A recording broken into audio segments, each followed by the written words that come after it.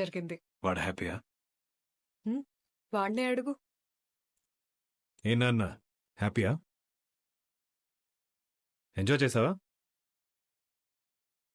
మరి నీ ఫ్రెండ్స్? కాసేపు ఆ గేమ్ పక్కన పెట్టి మాట్లాడరా.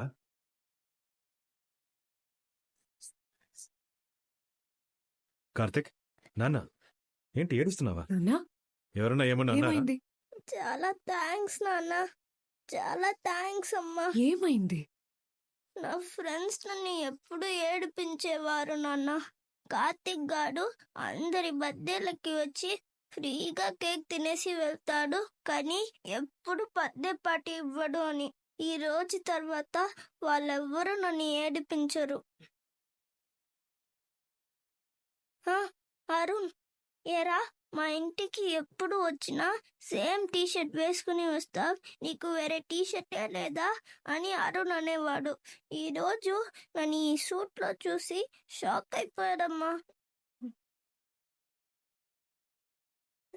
ఈ రోజు నుంచి మీరు ఏం చెప్పుడు కొనివ్వద్దు.